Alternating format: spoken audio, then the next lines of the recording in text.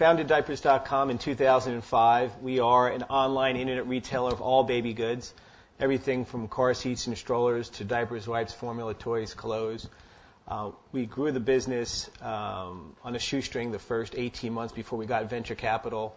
We've since done 5 rounds of venture capital, raised $58 million. We're at a $250 million run rate, going to $500 million in 12 months. That's been a really fast growth path. We've got a lot of our customers just through viral word of mouth.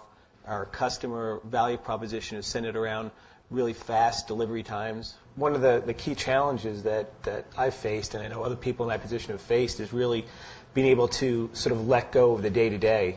Because when you start, you really, as Jay said, you're doing everything. It's all about execution. You need to know everything that's going on in every part of the business, and you're involved in every part of the business.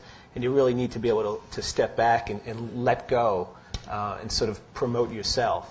And the only way you're going to feel comfortable doing that is to hire really strong people that are better than you in the functions that you're doing, because very quickly you start to feel comfortable that this person that I just hired now is capable of doing this better than I could, and now I feel good about stepping back. But you do see a lot of times people hire people that aren't as good as themselves, and they sort of never able to let go, and they micromanage, and that can turn into a disaster real quick. Absolute number one thing to always remember, whether you have 50 million capital or you're on a shoestring, is focus.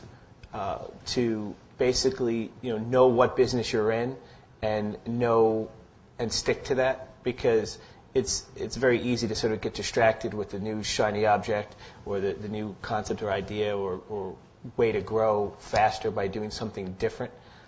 If you're starting to find yourself early on looking for other things to do or other places to put capital, you're probably most likely making a mistake. I think the best thing to do is to come up with a strategy, stick to the business model, to raise additional capital to compete with Amazon. And one of the things that I'd tell entrepreneurs when they start off is always think about the future value proposition and not about making money today.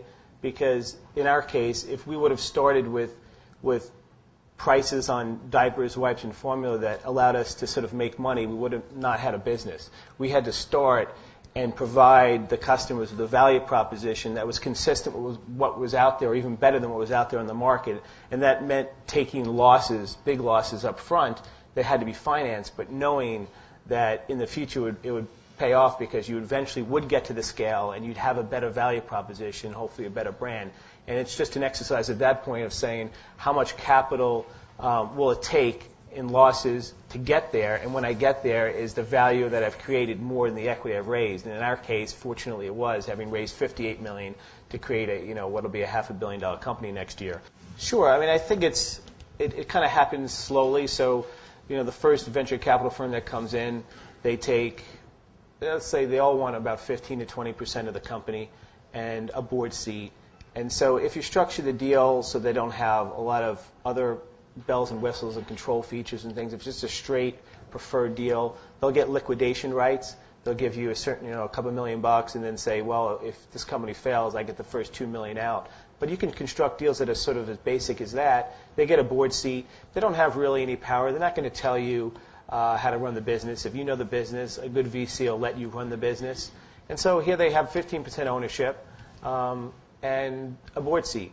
Then you get a second VC, another 15%, another board seat, third VC, another VC.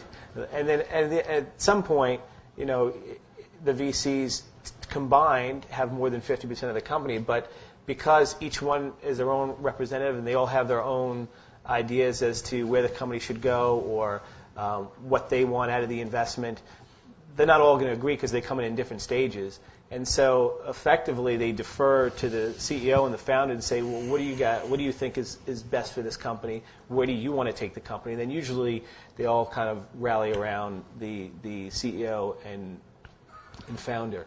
So I personally haven't had any problems at all.